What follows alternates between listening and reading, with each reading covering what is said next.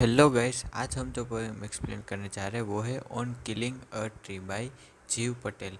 अब ये जो पोएम है ऑन किलिंग अ ट्री, ये थोड़ी सी आपको पहली बार अगर पढ़ोगे तो ये स्ट्रेंज लगेगी, क्योंकि इसमें क्या है कि पोएट आपको मैसेज देना चाह रही है कि हमें ट्रीज को कट नहीं करना चाहिए। और पोएट जो है वो खुद पूरे पोएम में यही एक्सप्लेन कर रही है कि ट्री को कैसे कट करते हैं। मीन्स जो पोएट है वो आपको बोलना ऐसा चाह रही है कि हमें ट्रीज नहीं कट करना चाहिए, लेकिन अगर आप पोएम पूरी रीड करोगे तो उसमें ऐसा ही लिखा है कि ट्री को कैसे कट करते हैं। अब ये ऐसा क्यों है इस पोएम में, तो ये समझने के लिए मैं सबसे पहले आपको एक एक्टिविटी देना चाहूँगा कि आप क्या है एक बार खुद से एक छोटी सी पोएम या एक पैराग्राफ लिखो, जिसमें आपको क्या है सबको एड्रेस करना है या फिर सबको बताना है कि हमें ट्री को क्यों कट नहीं करना है। आप पोस्ट कीजिए एक छोटा सा पैराग्राफ लाइन या कोई 2-3 रीज़न लिखिए जिससे हमें पता चले कि ट्री को क्यों कट नहीं करना है। तो मोस्ट प्रोबेबली सब ने ऐसा ही लिखा होगा कि हमें ट्री को इसलिए कट नहीं करना चाहिए क्योंकि ट्री से हमें बहुत ज़्यादा बेनिफिट्स होते हैं, फ्रूट्स मिलते हैं, शेल्टर मिलती है, ट्रीज़ के बिना लाइफ पॉसिबल नहीं है, ऑक्सीजन एक्सेट्रा। लेकिन अगर क्या किसी ने ऐसा सोचा कि अगर हमें किसी को कन्विंस करना है कि ट्री को कट क्यों नहीं करना चाहिए, तो हम ऐसा भी कर सकते हैं कि हम जो पोएम लिखे उसमें हम ऐसा बताएं कि ट्री जब एक्चुअली कट होता है तब ट्री को कितना पेन होता है। मीन्स जो ह्यूमन बींग्स या फिर हम लिविंग थिंग्स है उसी की तरह ट्री क्या है, एक लिविंग थिंग है। तो हम जब ट्री को कट करेंगे तो उस ट्री को पेन होगा, तो हम उस पेन को देखकर हम क्या है इमोशन उस पेन को देखकर हमें ऐसी भावना आनी चाहिए कि हमें उस चीज़ को कट नहीं करना चाहिए क्योंकि उसे भी पेन होता है। तो पोएट ने बड़े ही स्मार्टली इस पोएम में पूरे पोएम में कहीं पर ऐसा नहीं बोला है कि हमें ट्री कट नहीं करना चाहिए, लेकिन पूरे पोएम में पोएट ने यही समझाया कि ट्री जब कट होता है तब ट्री को भी पेन होता है। तो पूरे पोएम में पोएट ने ट्री के कट करने की प्रोसेस को समझाया, पूरे प्रोसेस को समझाया और बीच बीच में ऐसा समझाया कि जब ट्री कट होता है तब ट्री को एक्चुअली पेन होता है, वह भी लिविंग थिंग है। तो उस पेन को देखकर ये जो पोएम है वो हमें इमोशनल करती है और ये जो पोएम है वो हमें ऐसा इमोशनल करती है कि हमें ट्री के पेन को समझना चाहिए और उसे कट नहीं करना चाहिए। तो पोएट ने क्या किया, पोएट ने इस पोएम में यह समझाया कि ट्री को कट कैसे करते हैं और उसे इस इमोशनल वे में बताया कि हम क्या है ऐसा समझे कि ट्री को भी पेन होता है, जो ट्री है उसे पेन होता है और हमें उस ट्री को कट नहीं करना चाहिए। सिंपली अगर हमें एड्रेस करना होता कि ट्री हमें कट नहीं करना चाहिए तो पोएट ऐसा भी बोल सकती थी कि ट्री हमें बहुत ज़्यादा बेनिफिट्स देते हैं, शेल्टर देते हैं, इसलिए हम ट्री को कट ना करें। लेकिन पोएट ने क्या बड़े ही स्मार्टली हमारे हार्ट को टच कर कर ऐसी पोएम लिखी है जिसमें हमें ट्री के पेन को फील करना चाहिए और उसे कट नहीं करना चाहिए। तो हम क्या अब पोएम को स्टार्ट करेंगे। जो पोएट है वो फर्स्ट टेंस में ऐसा बोल रही है कि it takes much time to kill a tree, not a simple jab of knife. Means ये जो वर्ड जैब है उसका मतलब होता है कि a quick blow of knife. Means जो पोएट बोल रहे हैं कि हम ऐसे सिंपली ही नाइफ को ऐसे कट करके ट्री को कट नहीं कर सकते, नाइफ को ऐसे लगा कर ट्री को कट नहीं कर सकते। ट्री को कट करने के लिए क्या है, टाइम लगता है। मीन्स ट्री जो है इतना वाइड और इतना बड़ा है कि हम सिंपली नाइफ से उसे कट नहीं कर सकते। नॉट अ सिंपल जेब of knife will do it. Means simply knife उस ट्री को कट नहीं कर सकता। अब पोएट ऐसा समझा रही है आगे कि ट्री जो है वो ग्रो कैसे किया है। It has grown slowly consuming the earth. Consuming the earth means क्या होता है कि हमें पता है कि जो ट्री है वो वाटर और वो सब रूट्स के अंदर से लेता है, न्यूट्रिएंट्स और वो सब। यहाँ पर इस डायग्राम में देखो कि यहाँ पर सोइल है और इस सोइल से या मिट्टी से ही जो ट्री है वो अपने न्यूट्रिएंट्स, वाटर और सब लेता है। तो ये क्या है, ये सोइल अर्थ हुई ना।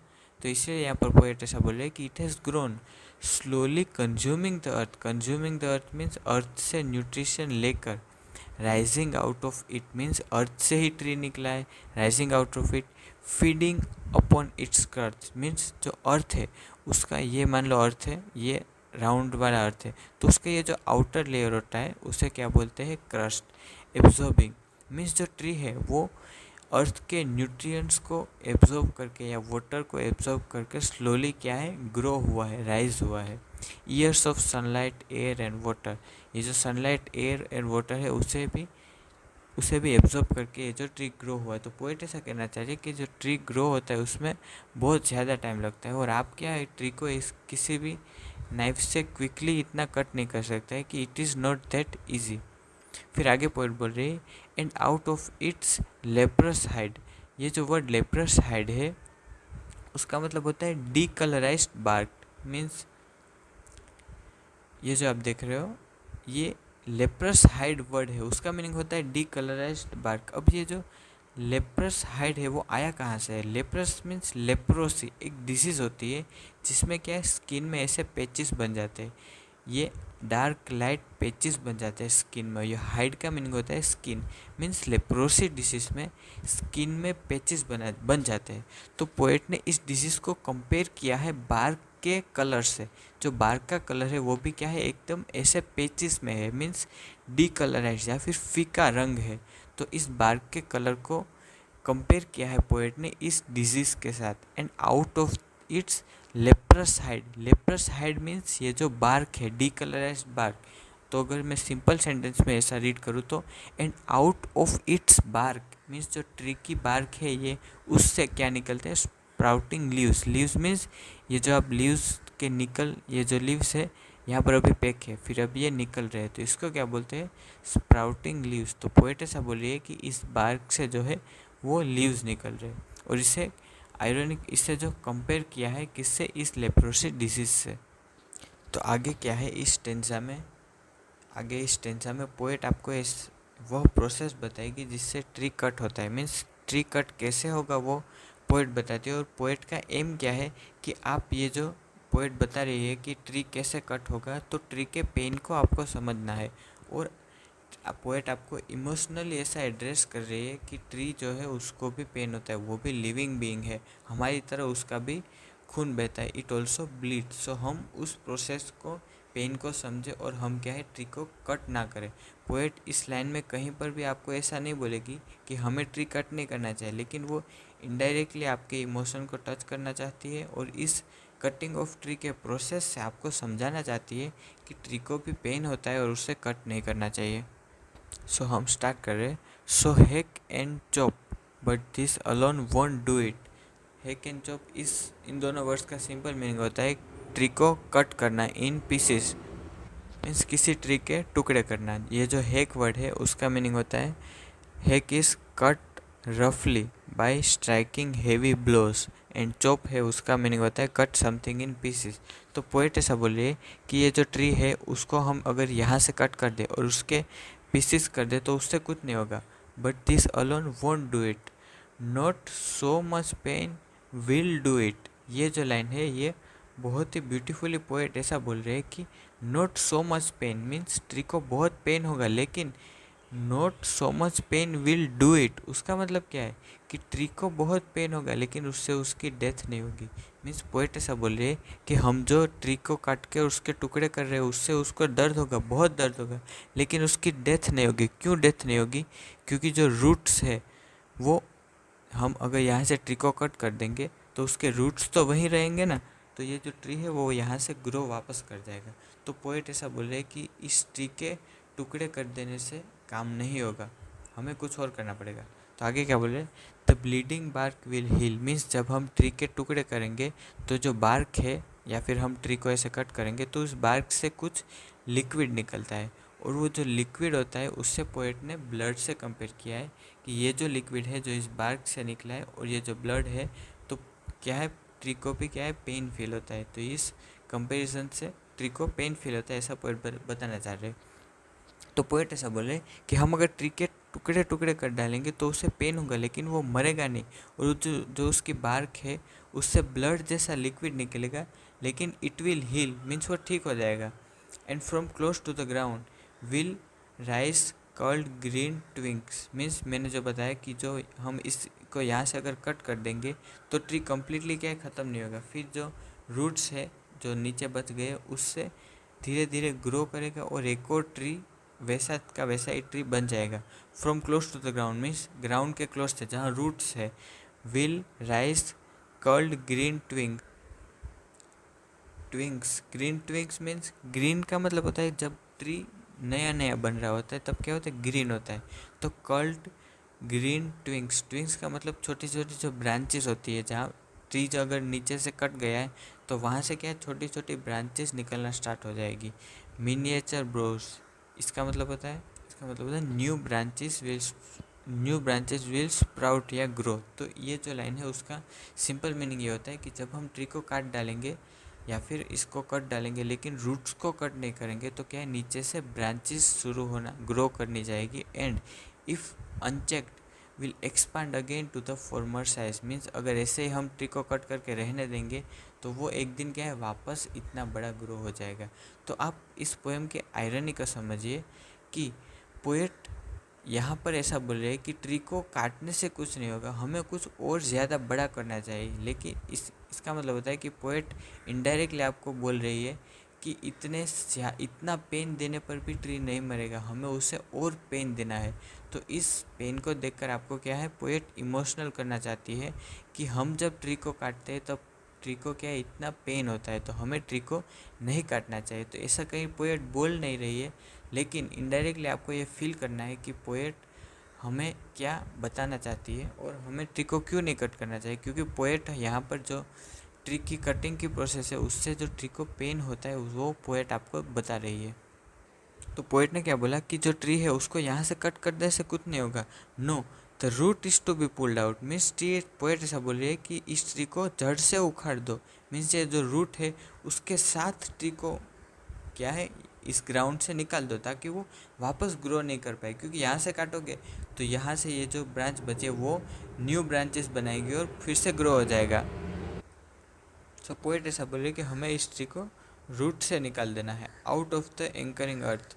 It is to be roped, tied and pulled out. Means out of the anchoring earth. Anchoring earth का मतलब क्या होता है कि ये जो अर्थ है वो इस ट्री को एंकर कर रही है। एंकर कर रही है मीन्स सपोर्ट कर रही है। ये जो रूट्स है वो इस अर्थ में क्या है, दबे हुए हैं। तो ये जो रूट्स है वो ट्री या जो अर्थ है वो इस ट्री को एंकर कर रही है ताकि ये गिर ना जाए या फिर सपोर्ट कर रही है। तो पोएट ऐसा बोल रहे हैं कि out of the anchoring earth means जो अर्थ है उससे बाहर निकालो उस रूट्स को।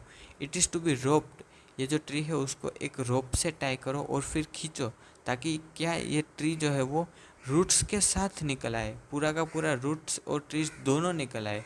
रोप tied and pulled out means tree को ऐसे पुल करो कि उसके रूट्स ही निकल आए। क्योंकि पोएट ने पहले समझाया कि अगर ट्री को यहाँ से कट कर दोगे तो वो तो वापस ग्रो हो जाएगा, लेकिन अब क्या करो, पूरे के पूरे रूट के साथ ट्री को निकाल दो ताकि वो वापस ग्रो ना कर पाए। और जिनको ये वर्ड समझ नहीं आया, एंकरिंग, एंकरिंग क्या क्या मतलब होता है, मैं वापस समझाता हूँ कि ये जो रूट है, मान लीजिए ये अर्थ है, अर्थ ने क्या है, रूट्स को पकड़ के रखा है, इससे ये जो ट्री है वो गिर नहीं रहा, ट्री को सपोर्ट मिल रहा है। तो हमेशा बोल सकते हैं कि अर्थ ने क्या है, ट्री को एंकर कर दिया है। तो ये वर्ड था, ये था एंकरिंग का मीनिंग। नेक्स्ट एग्जाम्पल बोले, और pulled out entirely out of the earth cave. Earth cave, इसका मीनिंग क्या होता है कि ये जो आप देख रहे हो ये इतना रीजन, जिस रीजन में ये जो ट्री है वो अटैच्ड है, और ये इतना रीजन क्या है, ट्री को यहाँ पर अटैच रख रहा है या फिर सपोर्ट दे रहा है, इसे बोलते हैं अर्थ केव। तो पोएट ऐसा बोल रहे हैं कि हमें उसे ट्री को इस अर्थ केव से ही निकाल देना है ताकि ये वापस ग्रो ना कर पाए। और pulled out entirely out of the earth cave and the strength of the tree exposed. Means हम जब ट्री को बाहर निकालेंगे तो उसके रूट्स बाहर आ जाएंगे, और ये रूट्स है वो क्या है, इस ट्री की स्ट्रेंथ है। तो पोएट ऐसा बोल रहे हैं कि in the strength of the tree expose means जब हम ट्री को बाहर निकाल देंगे तो उसके रूट क्या है, एक्सपोज्ड हो जाएंगे, मीन्स उसके रूट बाहर निकल जाएंगे। और रूट क्या है, स्ट्रेंथ ऑफ द ट्री। तो यहाँ पर आप ऐसा बोले कि in the roots of the tree will be expose. The source, the source, यहाँ पर पोएट किसकी बात कर रहे हैं, रूट की, कि द रूट क्या है, the source white and wet, the most sensitive hidden for years inside the earth. यहाँ पर पोएट इस रूट्स की बात कर रहे हैं कि जब हम ट्री को निकाल देंगे तो रूट्स एक्सपोज हो जाएंगे या बाहर दिख जाएंगे। और रूट्स है वो कैसे है, the source white and wet, wet क्यों है? क्योंकि यहाँ ये जो रूट है वो यहाँ से वाटर लेते हैं या फिर पानी एब्जॉर्ब करते हैं, और इस मॉइस्चर के कारण रूट क्या होता है? वेट होता है। रूट को यहाँ पर सेंसिटिव बोला है और हिडन बोला है, क्योंकि रूट हमें पता है ग्राउंड के नीचे होते हैं, तो ऑब्वियसली वो क्या होते हैं? हिडन होते हैं। वो फॉर ईयर्स इनसाइड द अर्थ, और बहुत सालों से अर्थ के अंदर ही रहते हैं। तो पॉइंट यहाँ पे ऐसा बोल रही है कि हमें ट्री को सिंपल कट नहीं करना है, पूरे रूट से ही निकाल देना है। क्यों? क्योंकि उससे ट्री को क्या है? ज़्यादा पेन हो। तो हमें पोएट ऐसा बोल रही है। फिर मैं बोल कि पोएट आयरनिकली आपको ये बताना चाह रही है कि जब हम ट्री को रूट से निकाल देंगे तो उससे और ज़्यादा पेन होगा, और ये ट्री क्या है? कंप्लीटली डिस्ट्रॉय हो जाएगा। और हमें पता है कि एक बार अगर हम ट्री को रूट से निकाल कर ऐसे रख दे तो वो क्या है? सूखा हो जाता है, या फिर लकड़ियाँ जो होती है वो सूख जाती है, उसे क्या बोलते हैं? ड्राइंग। तो यहाँ पर ऐसा बोला है, then the matter of scorching and choking. इसका मतलब क्या होता है? इसका सिंपल मीनिंग होता है कि ये जो ट्री है वो क्या है? ड्राई हो गया है।